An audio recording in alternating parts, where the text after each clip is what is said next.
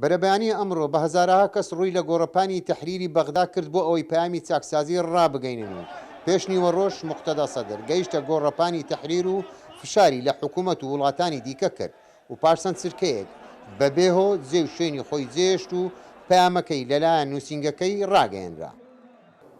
أولاً إقالة جميع المفسدين.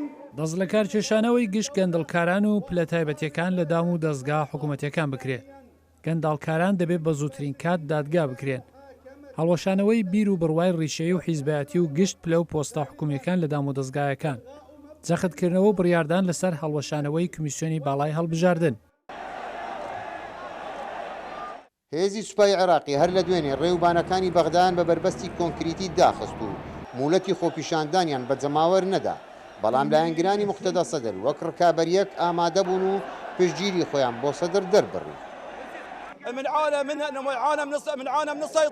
لە بازگەکان بە بربەستە کۆنکرێتیەکان ڕێگریان لێکردین، هەروەها لە ڕێگەکانی دەرەوە لە کووت و عەمارە و ناسریە دەرەنجام بەهۆی زۆری ژمارەی خەڵکان و بە زۆر بازگەکانیان بۆ کردینەوە. سەیری ملیۆنەها کەس بکەن سەرڕای قەدەغەکردنیان بۆی ئێمە بەهۆی دانانی بازگەکان، بەڵام ئەم جەماوەرە گەشتە ئەم شوێنە. سەرەڕای داخستنی ڕێوبانەکان خۆپیشاندەرانی تەحریر جەختیان لەسەر ڕوبەڕووبوونەوەی شەڕی گەندەڵکارەکان کرد. نعم سوف نأتي كل جمعة هنا ونطالب بحقوق المظلومين. بەڵێ هەموو هەینێک ڕوو لێرە دەکەین و هەر چەندێک زۆرمان لێبکەنیانمان کوژن، ئێمە هەردەینەوە داوای مافی چەوساوەکان دەکەین.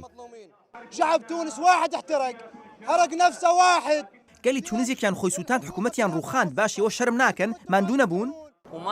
ئەمڕۆ بەیانی پاش ساڵێکیش بێت ئێمە هەر بێزار نابین، بەردەوام ئامادە دەبین بۆ خۆپیشاندان بە پێی ڕێنمایەکانی سەیدی فەرماندا کە ڕایگەیاندۆ پێویستە خۆپیشاندانەکە ئاشتیان نەبێت. کەی سەید موقتەدا سەدر پێی وتین ڕەفتارتان بگۆڕن، ڕەفتاری خۆمان دەگۆڕین، ڕاونانی گەندەڵکاران لە نێو ماڵی خۆشیان بێت دەیکەین. هەرچەندە حکوومەتی عێراق ناڕەزایی خۆی بۆ ئەم خۆپیشاندانە دەربڕی، بەڵام لە کۆتایی پەیامەکەی سەدر گەرم و گوڕی خستە نێو شەقامی سیاسی عێراقی و دەرگای شەڕی گەندەڵکارەکانی ڕوو بە ڕووی حکوومەت کردەوە. سڵاح بامەڕنی دەنج ئەمریکا، بەغدا.